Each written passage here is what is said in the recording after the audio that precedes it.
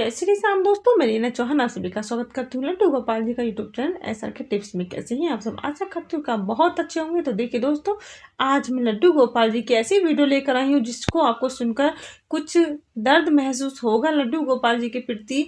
और वीडियो को आप पूरा जरूर सुने, तभी आपको पता चलेगा कि ये लड्डू गोपाल जी का दर्द कैसा है, क्यों उन्हें ऐसा महसूस होता है या क्यों कुछ लोग ऐसा उनके साथ करते हैं।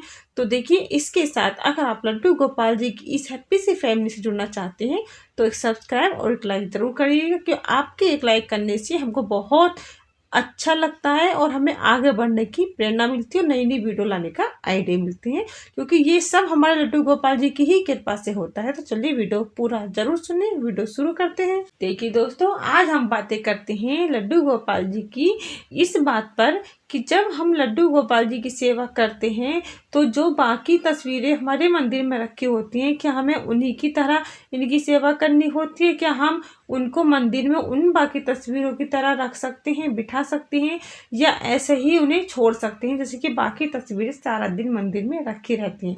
देखिए, आप इन बातों को जानने से पहले सबसे पहला पे जाने कि हमारे बाल गोपाल जी और बाकी तस्वीरों में बहुत अंतर है, क्योंकि बाकी जो तस्वीर हैं वो हमें हर भगवान का एक स्वरूप है जिन्हें हम देखकर उनकी सेवा करते हैं। जैसे कि नवरात्रि जब आती है तो माता रानी की जोत जलाते हैं, तो माता रानी की तस्वीर को रख के पूजा की जाती है, लेकिन रोज हम माता रानी की पूजा नहीं करते हैं।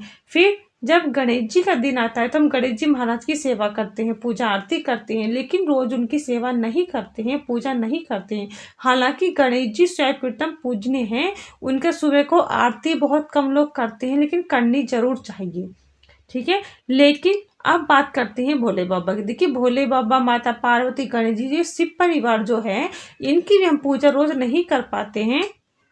दी और भी बाकी बहुत भगवान साईं बाबा हैं, या आपने किसी गुरु से गुरु दीक्षा ले रखी हो तो आपके गुरु की भी तस्वीर होगी। तो देखिए, इन सब में बहुत अंतर है, लेकिन लड्डू गोपाल जी की एक ऐसी सेवा है कि जिसको तो ना हम मूर्ति मानते हैं और ना ही बाकी किसी तस्वीर की तुलना उनसे कर सकते हैं, क्योंकि ये तो साक्षात भगवान का एक विग्रह है। क्योंकि इस कलयुग में लड्डू गोपाल जी की सेवा कोई भाग्यवान ही व्यक्ति कर पाते हैं, हर कोई इनकी सेवा नहीं करता है। जिस व्यक्ति से लड्डू गोपाल जी सेवा लेना चाहते हैं वो खुद उनके घर चलकर किसी न किसी रूप में, किसी न किसी बहाने से आ ही जाते हैं। लेकिन लड्डू गोपाल जी की विग्रह की जब हम सेवा करते हैं तो एक आसपास हमारे ऐसी ऊर्जा उत्पन्न हो जाती है कि हमको कुछ और दिखाई ही नहीं देता, ठीक है। लेकिन इसके साथ साथ जब हम लड्डू गोपाल जी की सेवा करते हैं तो बाकी तस्वीरों की तरह मानकर ना करें, क्योंकि इनको नहलाना भी पड़ता है एक बच्चे की तरह, इनको भोग भी लगाना पड़ता है छोटे बच्चे की तरह, वस्त्र भी पहनाने पड़ते हैं। जिस तरह से हम सब वस्त्र पहनते हैं, इनको भी ऐसे ही वस्त्र पहनाए जाते हैं। जिस तरह से हमारा मन घूमने को करता है, इनको भी घुमाना पड़ता है। इस तरह से हम तरह तरह का खाना पसंद करते हैं, तो इनको भी तरह तरह का भोग लगाना पड़ता है। अगर हम भोग तरह तरह का नहीं लगाते हैं तो ये नाराज हो जाते हैं। उनकी नाराजगी आपने खुद भी देखी होगी, इनके चेहरे पर झलकती है।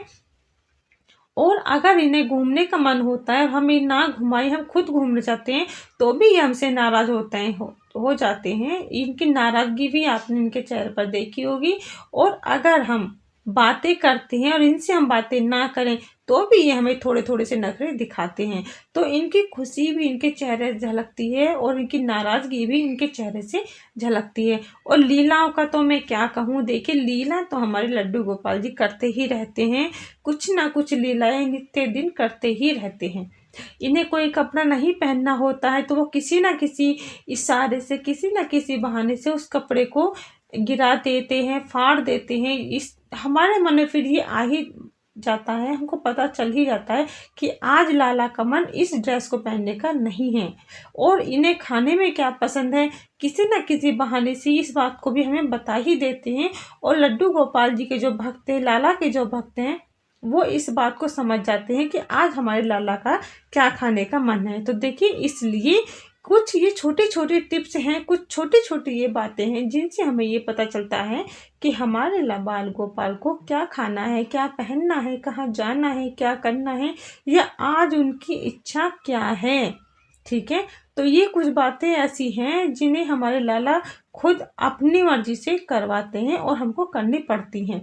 और अगर हम नहीं समझ पाते हैं, नहीं जान पाते हैं लाला की बातों का, तो नाराज होकर बैठ भी जाते हैं।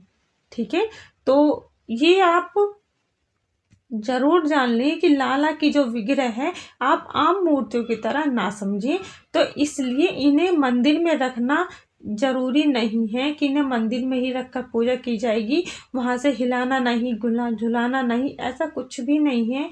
आप जिस तरह से अपने पुत्र को, अपने बेटा बेटी को अपने साथ रखते हो, हर चीज उनसे शेयर करते हो, हर तरह के माहौल में उन्हें ढालते हो, इसी तरह से आप अपने लड्डू गोपाल जी को भी इस माहौल में ढालें। क्योंकि देखिए, लड्डू गोपाल जी हर चीज को जानते हैं। इस कलयुग में एकमात्र यही रास्ता है हमें सच्चाई पर चलने का और बुराई से बचने का, पाप से बचने का और सच्चाई की तरफ चलने का। यही एकमात्र रास्ता है जो हमें सही गलत का दिखाते हैं और सिखाते हैं। ठीक है, तो लड्डू गोपाल जी की सेवा जब भी आप करें विग्रह मानकर ना करें।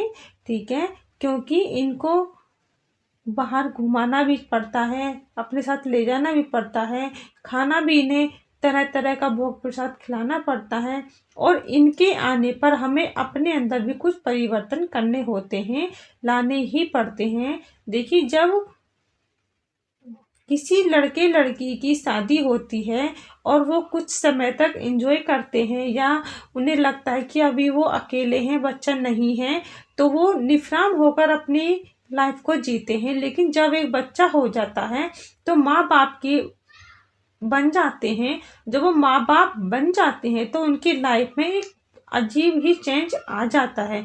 इसी तरीके से जब आप लाला को घर लाते हैं, उनकी सेवा स्वीकार करते हैं, तो अपने आप ही खुद पे खुद चेंज आ ही जाता है और लाना पड़ता है। अगर आप इस चेंज को अपने अंदर नहीं ला सकते हैं तो आप समझ लीजिए कि आप बाल गोपाल की सेवा नहीं कर सकते हैं, नहीं कर सकते हैं, बिल्कुल भी नहीं कर सकते हैं।